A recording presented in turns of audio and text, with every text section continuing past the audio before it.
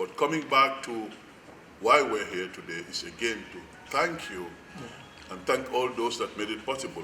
I'm just here to tell Detroit that the Gambia is ready so that we can see what we can do together to help get Gambia as a hub to reach the other part of Africa, and Gambia can also see what we can do to partner with the leadership here. July 22nd, 1994, President Yahya Jammeh, who is now President of the Republic of the Gambia, took over the reins of government. And he has changed Gambia from not ever having universities, not a TV stations, no good five-star hotels, basically nothing. And he built it up. Roads, street lights, internet, telephones, five-star hotels, schools, which is our strongest resource, are our people.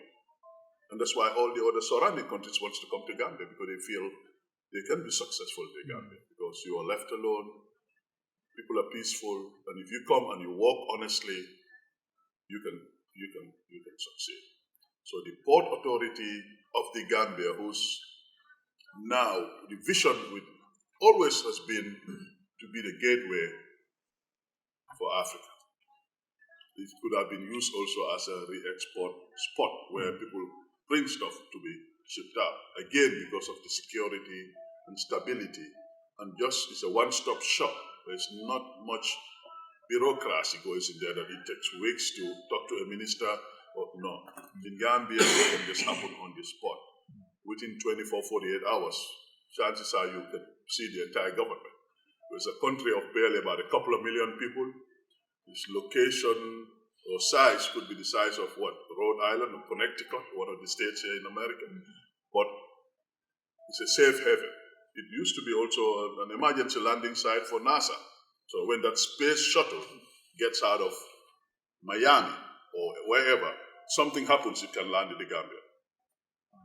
So we have partnered with the USA in anti-terrorist action, lots of things. And when I presented my credentials to President Obama, he mentioned, the Gambia's participation in peacekeeping and supporting the United States in anti-terrorism and lots of other good things. Of course, we had Peace Corps coming to the Gambia since 1967. We had just had some excellent relationships that happened. And a lot of Americans live freely in the Gambia, the British, people from different parts of the world. But I was just giving you that background to tell you that our aim today is to see what we can do to partner. Beautiful, but which is also a gateway. I've realized this is, Detroit, this port is a gateway to the rest of the world. And then it's going to be very interesting seeing your port here partner with the port of the Gambia. Of course, it's a small country, small port, but you can use there as a hub also to reach out to places that, there's nobody killing somebody because they believe in Islam or Christianity. Yeah. The Gambia enjoys what they call religious tolerance. It's one of the best countries in the world, and you can ask anybody where people go to church, people go to the mosque, they come back home, hug each other, sit together, and praise the Lord. That's what happens in the Gambia. If it is Christmas, everybody goes to church and enjoy. If it is Eid, one of our functions. So the President of the Republic sent his greetings. He knows that we're in the United States trying to tell people that the Gambia is a very peaceful country, very stable. Since the advent of the Second Republic, July 22nd, 1994, when he was just then 29, and he has just turned 50, and the people kept voting him in. It's just like I met a congressman, I think it was John Conyers, so his blessings are, and lots of people in the U.S. Congress. I've seen people who've been there for over 20 years, because their people keep voting them in, because this president has changed the life of Gambians. Those few things give you an idea of what our port wants to do. It's a young port, it's a smaller country, but we had the expertise because it's been existed for a long time. But the vision of the president is to get Gambia to be like Hassan would say, a Singapore of Africa. Yeah, that's what has been President's vision all along. Somebody says Dubai, and I remember the last time I heard the President says, they've been talking about Singapore, now they're talking about Dubai. He says someday they'll be talking about Gambia. Working in Africa or being in an African country is equally important to any of us. But as a Gambian, looking at the fundamentals, I'm an investment banker. When I'm investing, I look at the fundamentals, and I'm telling you, fundamentals in Gambia look really, really good compared to other countries. So if you thinking about being at that region, you really, honestly do want to consider Gambia. Today's meeting was extremely successful in really exposing the folks here in Detroit and our business community to the opportunities in the Gambia and in really the greater opportunities in all of West Africa. Too often we kind of lose sight of where these opportunities are. Functions such as this meeting today really does open up the door. It broadens our horizons and actually gives us some direction on where we're going to be going in the future. So, this has been very successful. We're very pleased. The participants from Automation Alley and Ford Motor Company and the James Group were all very pleased with with what they learned, what they heard, and so we're excited. We have two very important trade links here. We have an incredible international airport, which may be kind of instrumental in the initial stages of developing that link between, the Detroit, Southeast Michigan area and the Gambia. But, as those trade links grow and that opportunity develops, having the opportunity to move things by water. It is the most efficient way to move things. It is, the capabilities are there, and the region, the Great Lakes region and West Africa are very compatible. And I think, this is why I'm so excited about the opportunities of, looking at where the Great Lakes, where Detroit and West Africa and the Gambia can work together. My name is Roger Huff, Manager Global Customs and Material Export Operations for Ford Motor Company. Very good session this morning at the Detroit Port Authority with the Gambian ambassador and the rest of his delegation. From a Ford perspective, it was an outstanding opportunity to hear some of the advantages of being able to leverage the Gambia as a gateway to the overall African continent.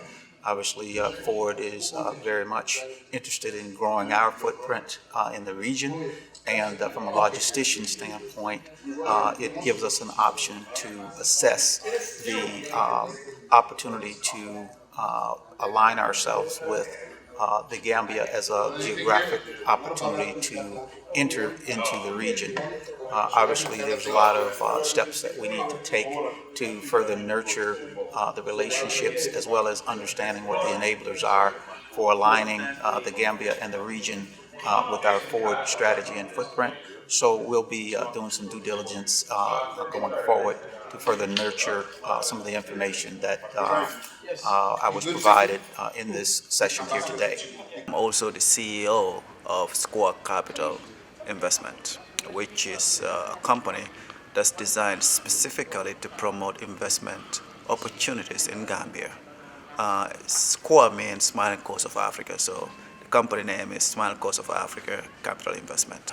The meeting is relevant because what it will bring to Gambia, not only does it bring employment, but it is an initial step of creating this dream that we have in Gambia, which is making Gambia a service economy, but also a dream that the president has been working hardly on to make Gambia the gateway of the region. Dealing with Detroit Ports Authority will give us access to more innovative ideas of expanding that idea or that concept that the government have in place. If we want to be the next Singapore, our Ports Authority and our air services, airports has to be the starting point of changing Gambia to be a gateway of the region.